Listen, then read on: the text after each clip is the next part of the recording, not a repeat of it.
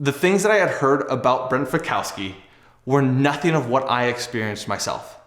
And it was so interesting because I heard that these guys could possibly be a little bit too serious and take things like just to heart. And really, in the grand scheme of things, when I got to meet them, I approached them with a smile. I approached them with happiness, and I tried to approach them with kindness, not prejudging the situation. And these guys were so much fun. 2015 was an absolute blast. It was competitive as heck, yeah, but it was fun. And so I guess what my point is going back to the quote is, I don't like that man, I should get to know him.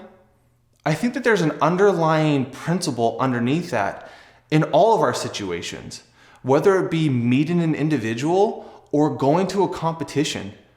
Are you looking at it and already prejudging the outcome? Or are you investing your time in a way that is giving your best, putting your best foot forward and investing all of you into it to create hope, to create chance? I think then you're gonna get the best out of the situation if you give your best.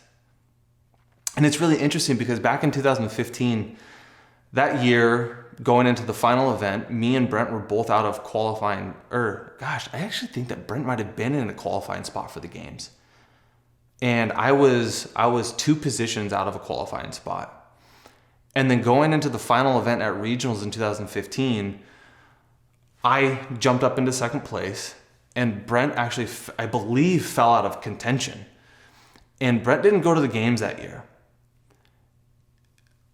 And it's really interesting because when we left regionals that year, one of the last things, and it's burned in my mind so vividly, is seeing Brent lean back in one of those lounge chairs, and he's leaning back and he has his arm over his eyes and he's crying.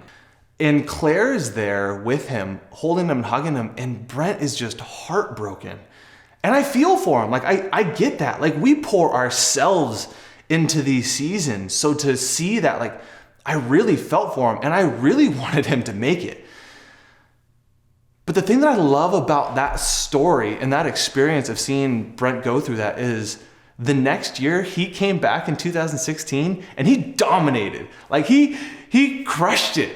And it was because he came back and he learned, he reassessed, and he gave himself, like, he gave all of himself. He invested as much of himself to the next year that he could, and it paid off. And I guess that's what I want to talk about, is not cultivating just happiness in a moment. I'm talking about cultivating long-term happiness, like the kind that is settled in your soul, the kind that you have hope for. And the way that we do that is by giving our best to situations without judging it ahead of time, without trying to determine how the outcome is going to be, but instead going to work really hard day in and day out and developing something good. Because when we give our best, good is going to come. And there's a lot of hope in that. And that is something that we can be happy about. I think it's really interesting, both Brent and I, at different stages in our career, came across a similar bridge. And that was having to leave our full-time job to truly pursue our CrossFit career. And I think that both of us making that decision is something that has allowed for a lot of happiness in our life. Though there was some turmoil in the moment, and that's not what I'm saying, like the deep resounding happiness that you can cultivate, that doesn't mean that you're not going to have some lulls. And like I said, like, I struggle with it just as much as anybody. I seem like a happy guy a lot, but there are plenty of days when I'm struggling, when it's hard, it's cold in the garage, it's quiet, I'm lonely, it's dark. Like, there's some moments that don't seem like the most happy, but I know that coming in those moments and giving everything I have, it's going to produce something good. And that's a really cool feeling.